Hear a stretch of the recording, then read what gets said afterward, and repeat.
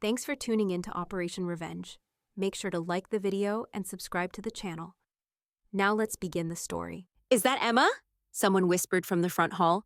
I stepped through the threshold of my grandmother's old house, boots echoing on the polished wood floor.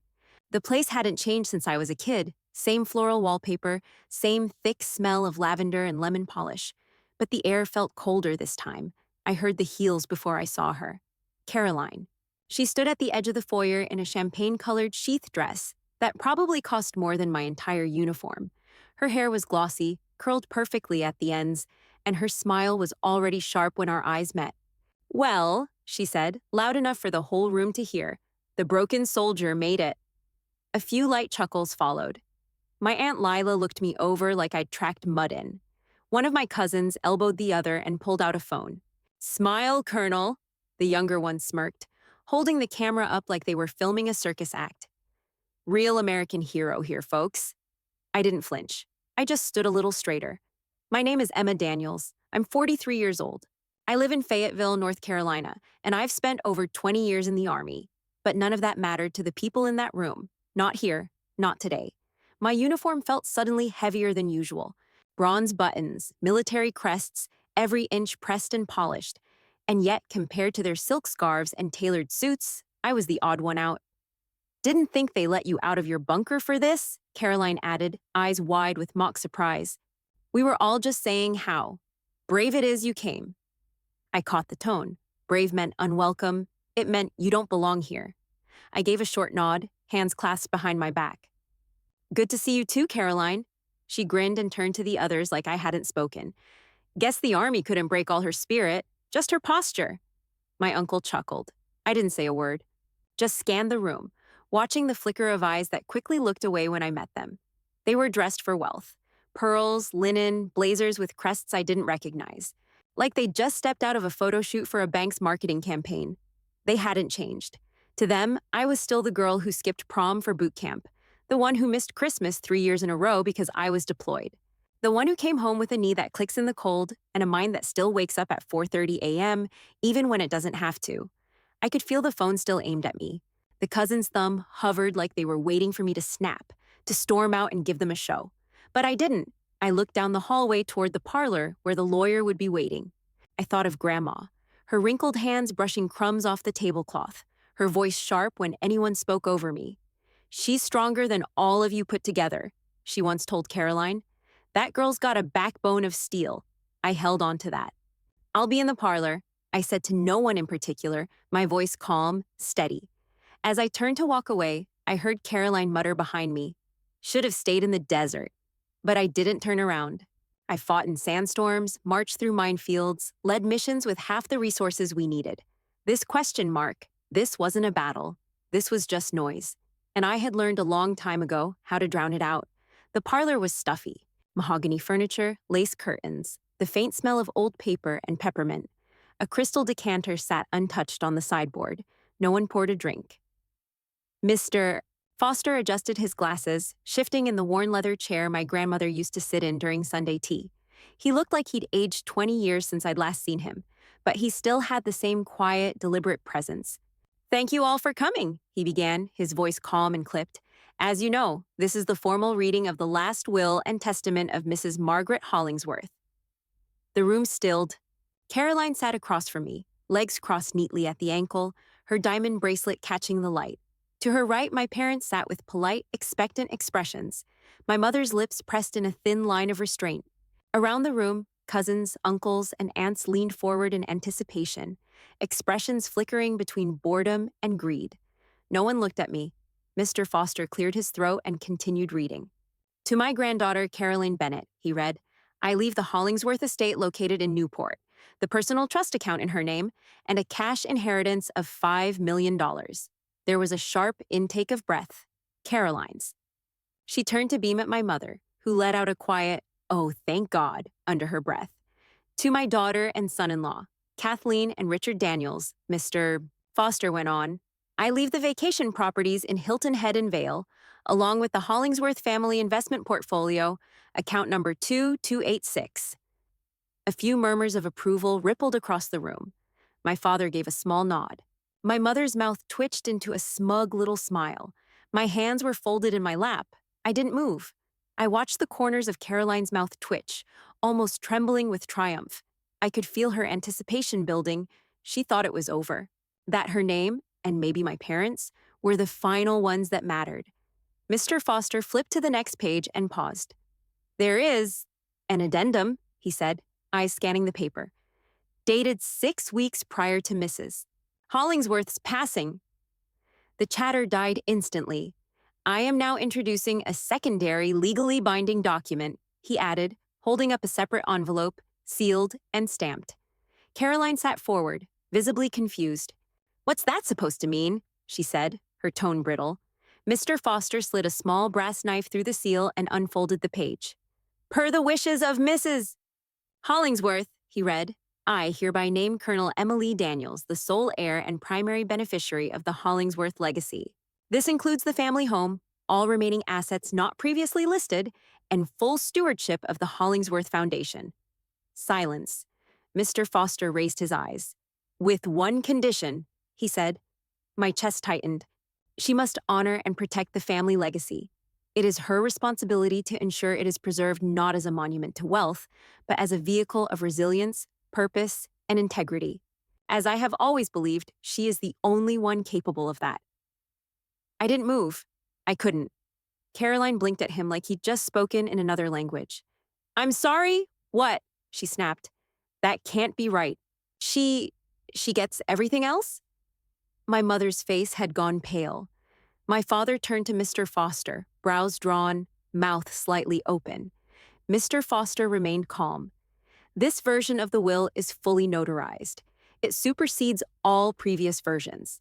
The remaining properties, savings, business holdings, and non-designated trusts are now Emma's legal responsibility.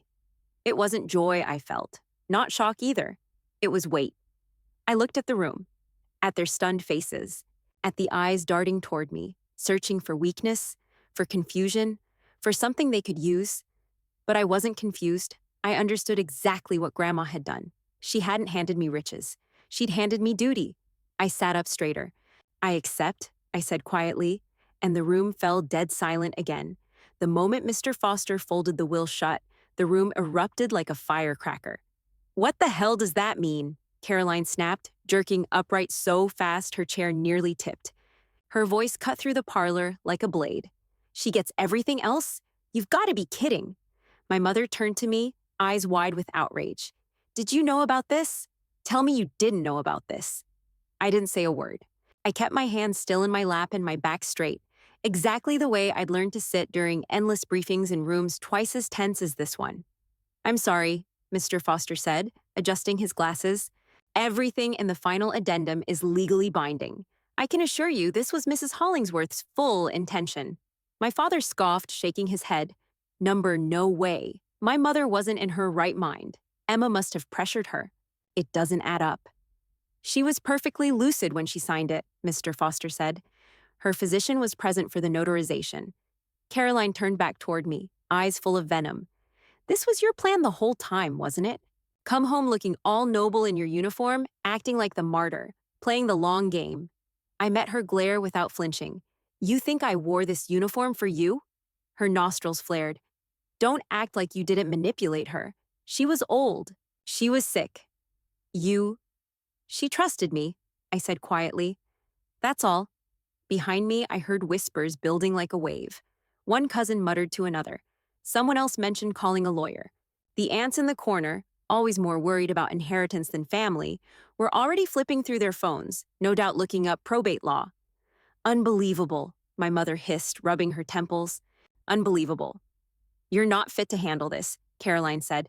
She left you a legacy? What do you even know about legacies? You've been gone for 20 years, Emma. You didn't build anything. You just ran away. My hands clenched under the table, but I stayed still. Let them talk. Let them drown in the sound of their own bitterness. Because I remembered the truth. I remembered my grandmother brushing flour off her apron and telling me, you have the kind of spine this family lost a long time ago. I remembered sitting on her porch when I was 19, unsure whether to enlist, and her saying, go. The world needs more women like you. She saw me. She always saw me. even when the rest of them looked straight through me. I stood up slowly. The room quieted. I didn't ask for this, I said, voice steady, but I will honor it. I'll protect what she left behind, not because it's money or property or legacy, but because she asked me to. I turned and walked out of the parlor, leaving their disbelief behind me like dust in a storm. Their voices filtered through the walls, muffled, but sharp. I was walking down the hall toward the kitchen when I heard my name. That's what made me pause. "She's not stable," Caroline was saying. "You saw the way she just sat there, like she was above all of us." "She's been deployed God knows how many times," my mother added. "That changes a person. The military doesn't exactly create emotional balance." "She's rigid," said Aunt Lila. "Cold. Detached.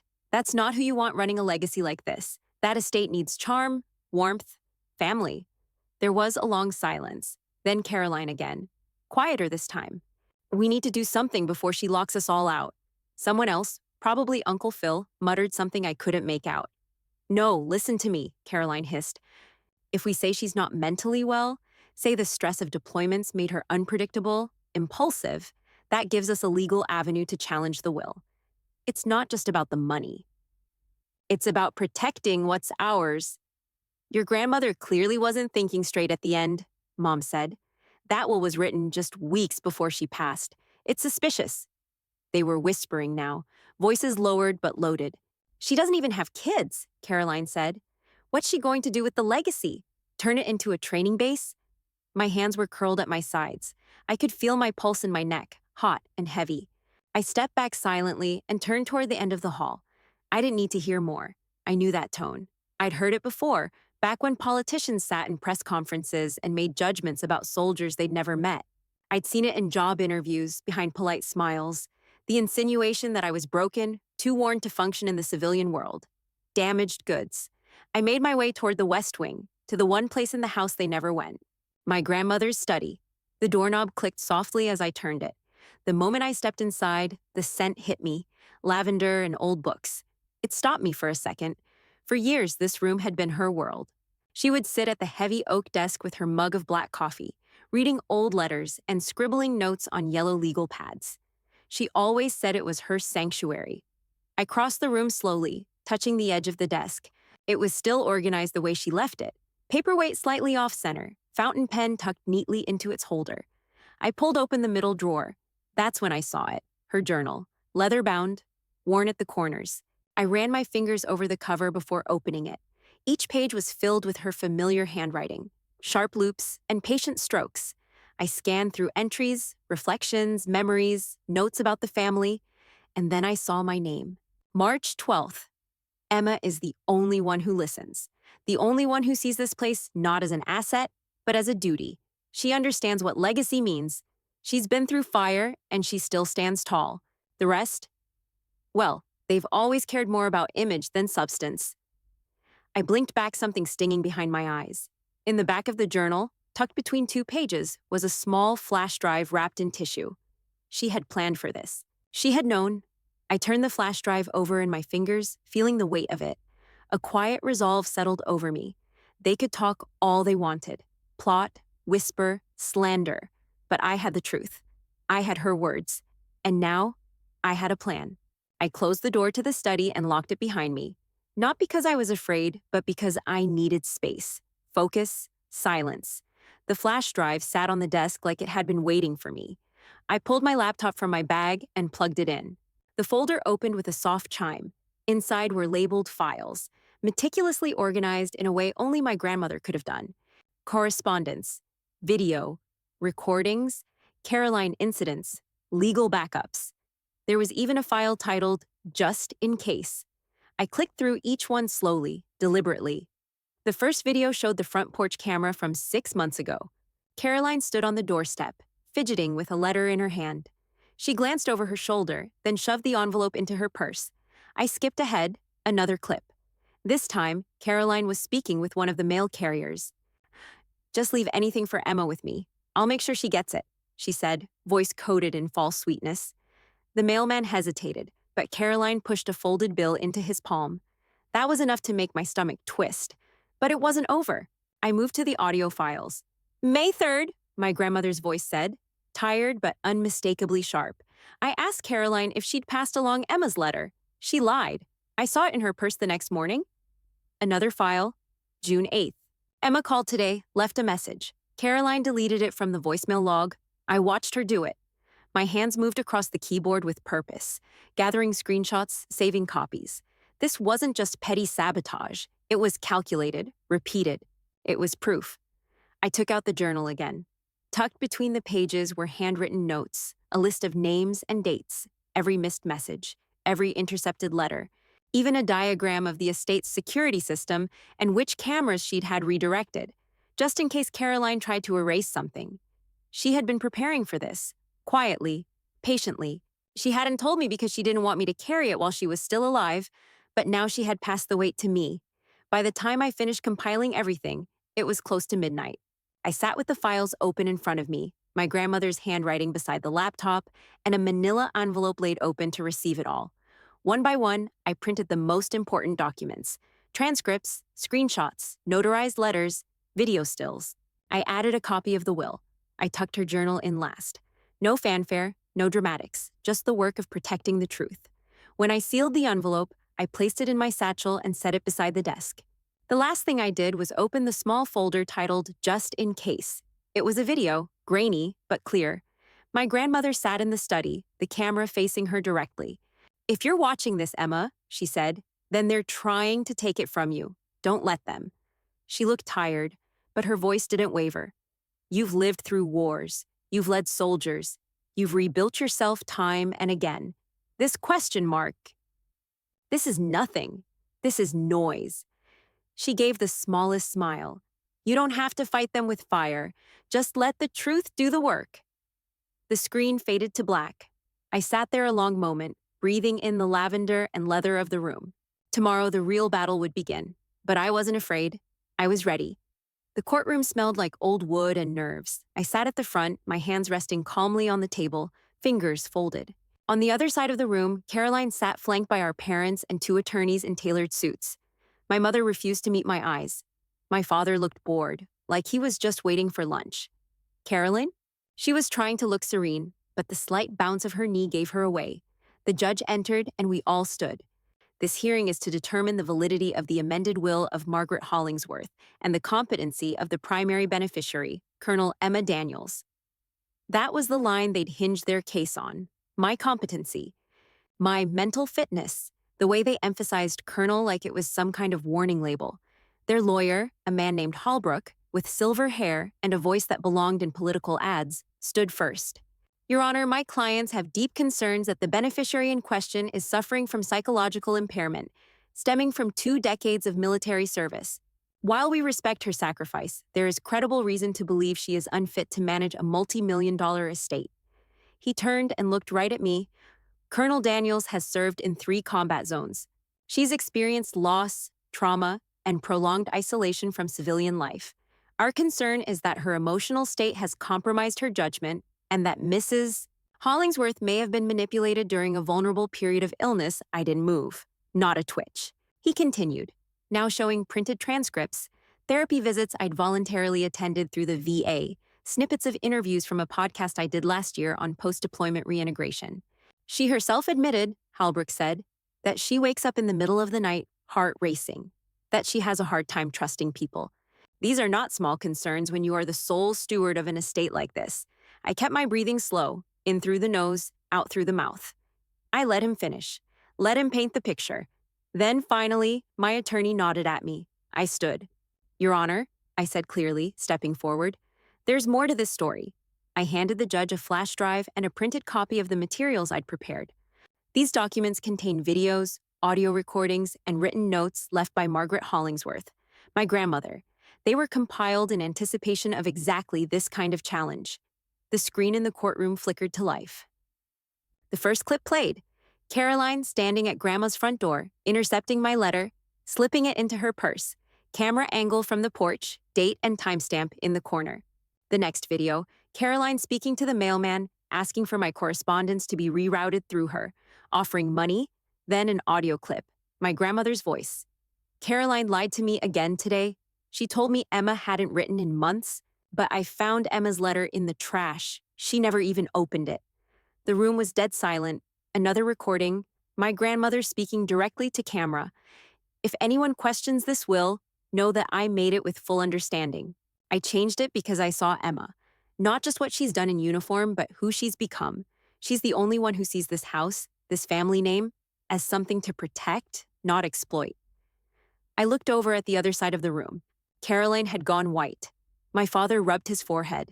My mother sat stiff as a mannequin. And just like that, their narrative collapsed. Not with rage, not with retaliation, just with the truth. I turned to the judge, standing tall. I've spent my entire life defending others. I won't apologize for doing the same for my grandmother's wishes. The judge gave a slow nod, and no one, not Caroline, not the lawyers, not my parents, said a word. Caroline cracked first. It didn't take long. After the judge reviewed the documents and ruled the amended will valid and enforceable, there was a heavy silence that fell over the room like a dense fog. The lawyers were dismissed. The rest of us stood frozen, no one looking at each other. Then Caroline spoke, barely above a whisper. It wasn't supposed to go this far. She stood slowly, her mouth trembling, her eyes flicking to the exit and back. I watched her throat tighten as if she were swallowing something bitter. I didn't mean to ruin everything. I just thought, if I could get her out of the way, maybe Grandma would change her mind. No one interrupted her. I wanted to prove I was more than just the pretty one, she said. I wanted her to think I was capable too, that I could carry the name. I didn't know she'd actually... My mother turned toward her. What are you saying? Caroline didn't answer. Her voice cracked as she went on. I intercepted the letters. I made sure Emma didn't get the calls. I didn't want Grandma talking to her anymore. There it was, clear and complete. My father looked like someone had knocked the wind out of him. My mother sat down hard, her hand covering her mouth. What did you do? She whispered. I didn't forge anything, Caroline said quickly. I didn't touch the will. I swear, I wanted to block the connection, to give myself a chance to step in before Emma could come back. Aunt Lila stood up abruptly. You said it was all Emma's doing, that she manipulated Margaret, that she brainwashed her. I didn't know she had recordings, Caroline said. I didn't know Grandma was watching everything. And then, just like that, the room collapsed into chaos. You used us, Lila snapped. You told us to sign affidavits. You made us lie. Don't drag me into this, my father barked. I didn't know she went that far. Oh, really? My mother shot back. Because you sure seemed eager to throw Emma under the bus at the first opportunity. It wasn't about that. It was always about that, I said quietly, cutting through the noise. None of you ever saw me. You just saw what you wanted to believe. They turned on each other fast, blame ricocheting like bullets. Caroline tried to defend herself. My parents pointed fingers. A few cousins slid out the door in silence, wanting no part of what was happening. I just watched. I didn't feel victorious. There was no relief, no sense of triumph, only stillness. The judge finally brought the room back to order and cleared his throat. Based on the evidence presented and the validity of the amended will, I am ruling in favor of Colonel Emma Daniels. The inheritance will be honored per Mrs. Hollingsworth's wishes. With that, he stood and left the bench. I gathered my satchel. Caroline was slumped forward, her face in her hands. My parents were staring at the table like it might offer answers. Everyone else either sat in stunned silence or whispered among themselves. As I walked past them, I caught a few eyes. None dared hold the look for long. Outside, the air was cool and dry. Reporters were waiting, microphones extended. Colonel Daniels, do you have a comment on the court's decision? I didn't stop. Do you plan to press charges against your sister for interference? I walked past the cameras, the flashing lights, the shouted questions. My boots clicked steady on the courthouse steps. The estate was mine now. But more than that, the noise was behind me. The legacy was ahead. The first thing I did was tear down the iron gates. They were decorative mostly, a symbolic boundary that had always kept the world out, and kept the family legacy in the hands of people more concerned with prestige than purpose. It took 3 contractors and a whole lot of explaining, but I made it clear. The estate was no longer just a monument. It was becoming something living. I called it HAIL, Honor, Adapt, Integrate, Lead, the Hale Training and Resilience Camp. A place for veterans, for teenagers, for anyone trying to rebuild. At first, it was just a few people. I reached out to old service friends, those who had struggled with returning home, with finding meaning after the uniform came off. Some of them said no, but a few said yes. Then I opened the gates to local schools. I spoke with counselors, social workers, even a judge who ran youth diversion programs. I told them I wanted teens who needed structure, not punishment. Just a second shot. A few months in, we had 20 participants, 5 mentors, a renovated barn-turned-classroom, 2 acres of garden beds, one wide-open piece of land that looked less like a battlefield and more like home every day. And then one afternoon, Caroline showed up. She stood on the gravel driveway in jeans and a plain sweater. No makeup, no designer purse. Just a tote bag in one hand and something in her eyes I hadn't seen in years. Humility. "Can we talk?" she asked. I didn't answer right away, just nodded and led her toward the porch. She sat on the bench where Grandma used to drink her morning coffee. I stayed standing, arms crossed, waiting. "I don't expect forgiveness," she said. "And I know you probably think this is just another stunt." I didn't respond. Not yet. "But I've been watching," she went on. "Not from a distance. I've driven by. I've read the updates on the camp website, and I don't know what to say, except you were right." That stung more than I expected. Caroline, who had spent her entire life competing, comparing, condescending, now sitting quietly, admitting I was right.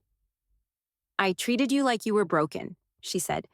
"But the truth is, you were the only one strong enough to carry what Grandma left behind." I exhaled slowly, still unsure whether to believe her. She reached into her tote and pulled out a folder. "I've been doing grant research," she said. "I don't want money. I don't want a title. I just want to help, if you'll let me." I took the folder. Inside were printouts, contacts for donors, government veteran programs, nonprofit partners, detailed notes in Caroline's handwriting. I stared at the papers for a long moment, then looked at her. "I'm not looking for redemption," she added quickly. "I know I've got a long way to go. I'm just here." Those last 3 words caught me off guard. I'd heard people say a lot over the years. Apologies, excuses, speeches, but rarely, "I'm just here." So I gave her a simple answer. "Okay." That's all I said. That's all she needed. Weeks passed. The camp grew. Veterans taught first aid, discipline, fitness, carpentry. The teens started asking questions instead of avoiding eye contact. We planted fruit trees, laid the foundation for a greenhouse, built a fire pit out back. At night, I'd sometimes sit near the flames, watching the silhouettes of people who might never have met otherwise, laughing, listening, learning, strangers forming something like family. Caroline came often. She never overstepped. She didn't ask to speak at events or insert herself into meetings. She took notes. She ran errands. She sat beside volunteers and soaked in the process. One night, she joined me at the fire pit. She didn't say anything, just handed me a mug of tea and sat beside me in silence. And for the first time in our lives, it didn't feel like a truce. It felt like the start of something new, not a reset, a rebuild. It was in the bottom drawer of her desk. I found it one morning after everyone had gone home, after the last of the construction dust had settled, after the camp's weekly roster had been printed and pinned on the bulletin board. The drawer stuck a little, typical of the old desk, but I pulled it open anyway, chasing a hunch I didn't even realize I had. And there it was, a small velvet box tucked beside a bundle of dried lavender tied with string. I opened it slowly, not even sure what I was expecting. Her pocket watch. I hadn't seen it in years, not since I was a teenager home for the holidays. Grandma used to carry it instead of wearing a wristwatch, said she liked the weight of it in her hand, said it made her feel anchored. It was gold, delicate but strong, still ticking. I turned it over and saw the engraving on the back, faint but clear. "You are my pride." I sat back on my heels, the breath catching a little in my throat. It was more than an heirloom, more than a keepsake. This was her final word to me. She hadn't written a letter, no grand goodbye, just this. One phrase etched into something that was always with her, the same way her belief in me had always been, even when I didn't realize it. I placed the watch in my palm and held it still. I thought of everything this land had seen, the generations of women who ran it like clockwork, who cooked from scratch and budgeted to the cent and made things last, who saw strength not as a performance, but as quiet endurance. She knew I didn't need a monument, I needed a compass, and that's exactly what this was. That afternoon, I placed the pocket watch on my desk next to her journal, right where I could see it when I sat down each morning to review schedules, field emails, or approve a new shipment of supplies. The camp was humming now. Every day brought more momentum. Teens were showing up early, not because they had to, but because they wanted to. Veterans were staying after hours to shoot hoops with the kids, or teach them how to change a tire, or just sit around the fire pit and talk. Caroline was helping with the budget and quietly starting a mentorship track for the girls. She never pushed, never asked for recognition. She was just present. Each time I passed the dining hall or the new greenhouse, I felt something settle deeper inside me. Not pride in myself exactly, but in what was forming here. A rhythm, a heartbeat. That pocket watch never ticked loudly. It didn't need to. It just kept moving forward. Steady, faithful, whole. Just like her. Just like I'm trying to be. The sun was setting behind the hills, casting long golden streaks across the grass. I stood on the porch, a mug of black coffee in my hands, listening to the wind play the old chimes that hung just outside the doorway. They'd been there since I was a kid. Slightly crooked, one of the tubes missing, but still singing in the breeze. Grandma never replaced them. Said they had character. Below the porch, the camp was winding down for the evening. I could hear faint laughter from the fire pit. A group of teens was helping one of the vets build a bench out of salvaged oak. Someone had put on music low enough to hum under conversation. It wasn't noisy. It was alive. I took a deep breath and let it out slowly. Behind me, the screen door creaked open. "Evening," Evelyn said, stepping out with a towel over her shoulder, her boots caked with garden dirt. She was one of our newer volunteers, 61, sharp-tongued, and fiercely committed. A retired trauma nurse who never talked much about her past, but somehow knew exactly when someone needed an extra pair of hands or a gentle nudge. She didn't ask questions when she first arrived, just showed up and went to work. Now she was as much a part of this place as the porch beams. "You know," she said, walking up beside me, "some of those boys down there are actually starting to say thank you without being told." I smirked. "Small miracles," she chuckled and handed me a folded note. "From Jaden. Found it in the kitchen after his shift. I think you got through to him." I opened it and read, "Thanks for not giving up on people like me. J. No signature. Just that." I placed the note inside my pocket. "He'll be all right." "Yeah," Evelyn said. "A lot of them will." We stood in silence for a moment, both of us watching the slow rhythm of the camp below, tools being packed away, laughter echoing, someone chasing a runaway chicken from the coop again. "You ever miss the quiet?" she asked. "Before all this?" I thought about it. "No," I said. "This is the right kind of quiet." She nodded. "That's what I thought too." She turned to go back inside, pausing just long enough to say, "You've built something real here, Emma." She'd be proud. I didn't need to ask who she meant. When the screen door clicked shut behind her, I glanced toward the desk through the window. The pocket watch sat exactly where I left it, catching a little of the fading light. I had come here expecting to inherit land and history. Instead, I inherited a mission. And somehow, that made more sense to me than anything else ever had. The chimes swayed gently in the wind, and I stayed there a while longer, letting the quiet settle around me, not as an ending, but as something beginning again.